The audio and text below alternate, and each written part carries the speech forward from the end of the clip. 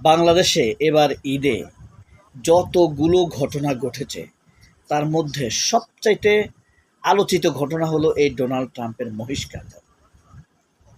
দেখেন, এই মহিষকাণ্ড ঘটানোর পর থেকে সরকারের ব্যর্থতা, হামের টিকা নিয়ে আর আলোচনা হচ্ছে না। তবে এছাড়া আরও ৩টি কারণে এই মহিষটি নিয়ে সবচাইতে বেশি আলোচনা হচ্ছে। এর মধ্যে প্রথম কারণটি হলো, ধরেন বাংলাদেশে যত দুর্ঘটনা ঘটেছে এবারের ঈদে, মানুষ সেই দিকে মনোযোগ না দিয়ে সামাজিক যোগাযোগ মাধ্যমে সেই ভুল ত্রুটিগুলো, ডাকাতির ঘটনা, রোড অ্যাক্সিডেন্টের ঘটনা আলাপ না করে এই মহিষ নিয়েই আলোচনা করছে। এই যে দেখেন, স্কাই নিউজ আমেরিকার, পৃথিবীর এমন কোনো পত্রিকা নেই, আমেরিকা, জার্মান, ফ্রান্স, তুরস্ক, পাকিস্তান, ইন্ডিয়া, সব দেশের পত্রিকায় এই ডোনাল্ড ট্রাম্পের মহিষ নিয়ে, নামের মহিষ নিয়ে ব্যাপক আলোচনা হয়েছে। তাহলে স্বরাষ্ট্রমন্ত্রী হিসেবে সালাউদ্দিন আহমেদের ব্যর্থতাগুলো ও আর আলোচনা হলো না। ৩টি কারণ বললাম, এটি হলো ১ নম্বর কারণ। ২ নম্বর কারণ হলো, এই গরুটিকে, মহিষটি এত বেশি আলোচনায় এসেছিল, মানুষ যেন ভবিষ্যতে গরু কোরবানি না দিয়ে মহিষ কোরবানির দিকে আগ্রহী হয়। এই কারণে মহিষকে নিয়ে এত আলোচনা হয়েছে। কারণ ভারত কখনোই পছন্দ করে না বাংলাদেশ গরু কোরবানি দেখ। মানুষের দৃষ্টিভঙ্গিকে ধীরে ধীরে মহিষের প্রতি আগ্রহী করার জন্য এমনটি হয়ে থাকতে পারে। আর ৩য় কারণটি হলো, পৃথিবীর সব পত্রপত্রিকায় ডোনাল্ড ট্রাম্পের এই মহিষকে নিয়ে আলোচিত হয়েছে। এটা যদি জবাই করা হতো, আওয়ামী লীগ এটার ভিডিও নিয়ে ডোনাল্ড ট্রাম্পকে দেখাতো বা তার কাছে পাঠাতো, এই বলে যে দেখো, বাংলাদেশের সরকার বা মুসলিম মৌলবাদীরা তোমাকে এত বেশি অপছন্দ করে, তোমার নামের মহিষকে, বাফেলোকে যে তারা জবাই করে দিয়েছে তোমার প্রতি ঘৃণা থেকে।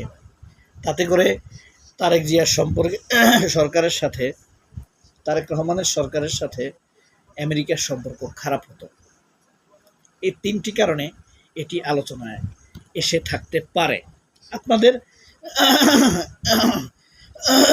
৩ নম্বর কারণটি কিন্তু আলোচনা হয়েছে। এই কারণে এই মহিষটিকে শেষ পর্যন্ত কোরবান দিতে দেয়া হয় নাই। এটিকে নিয়ে চিড়িয়াখানাতে রাখা হয়েছে শুধুমাত্র এই কারণে, যেন আমেরিকার সাথে সম্পর্কে নেগেটিভ ইমেজ না পড়ে। তবে এই জিনিসটা আমার সত্যি মনে হচ্ছে। যাই হোক, আমরা এবার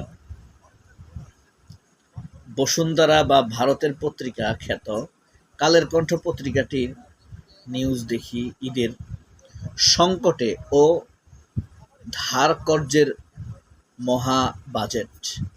তারা ঈদ নিয়ে কোনো নিউজ করে নাই, তারা বাজেট নিয়েই নিউজ করেছে। আপনারা জানেন এবারের বাজেট হতে যাচ্ছে 2,30,09,30,000 কোটি ডলারের। নেপথ্যে নানা অনিয়ম অবহেলা। এটা হলো এই যে চিকিৎসা, স্বাস্থ্য, 8 দিন হাসপাতালে 6 জন শিশুর মৃত্যু হয়েছে, এটা নিয়ে নিউজ করেছে। এরপরে দেখেন, রামিসা হত্যা মামলার চার্জ গঠন হয়েছে, দৃষ্টি দ্রুত বিচার যেন হয় সেদিকে সবার নজর, বাড়ি ফেরার একটি দৃশ্য। এরপরে বসুন্ধরা ডিজিএফআই ইন্ডিয়ান পত্রিকার আরেকটি পত্রিকা হলো রাজনৈতিক ছত্রছায়ায় 11 বাহিনী। বুঝতে পারছেন? দেখেন, 3,100 একরের পাহাড়ি এলাকায় 11টি ব্লকে ভাগ করে নিয়ন্ত্রণ, সরকারি খাসজমি দখল ও ত্রাসের রাজত্ব, জিম্মি 30,000 পরিবার, সরকার বদলালেও পাল্টায় না সিন্ডিকেট। এটা হইল বসুন্ধরার।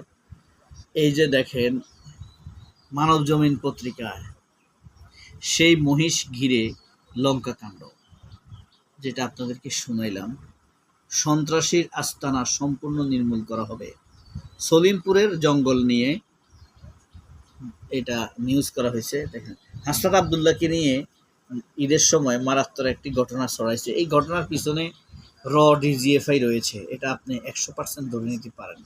বিএনপি তো মর্যাদা নেওয়ার চেষ্টা করবেই, বলদ বিএনপি। ঈদের 6 দিনে আরও 40 শিশুর মৃত্যু। সামনে কঠিন সময় অপেক্ষা করছে বলেছেন তারেক রহমান।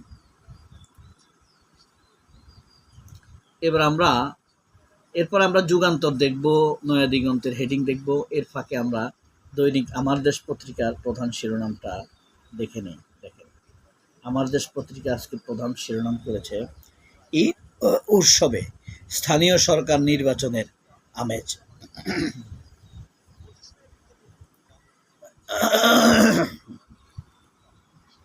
এই যে দেখেন, নেতারা পোস্টার সাঁটাচ্ছে নানান রকম, ঈদ উপলক্ষে মানুষের সাথে গণসংযোগ করছে, তাদের পাবলিক রিলেশন ঠিক করে নিচ্ছে।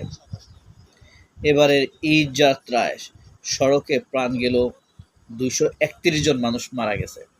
দেখেন, মহিষ নিয়ে আলোচনা হওয়ার কারণে এই 231 জন মানুষের জীবন নিয়ে আর কথা হচ্ছে না। আমার দেশ প্রথম দফায় বন্ধের কালো দিন আজ।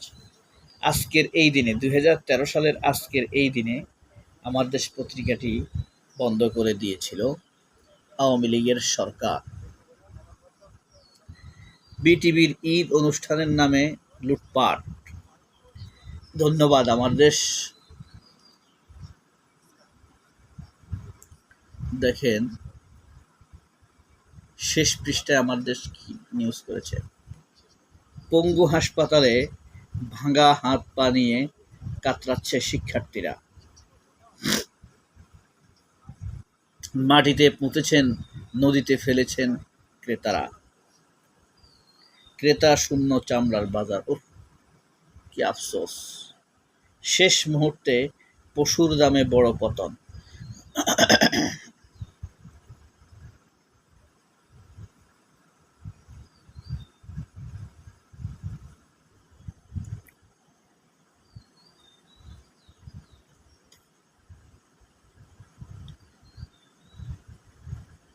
সাইপ্রাসে এস আলম ও তার স্ত্রীর সম্পত্তি জব্দের আদেশ। আর্সেনালের স্বপ্নভঙ্গের ফের ইউরোপের পিচ। উত্তরাঞ্চলে চরম ভোগান্তি। ঈদের ছুটির শেষে রাজধানীতে ফিরতি যাত্রা, মানুষের ভিড়।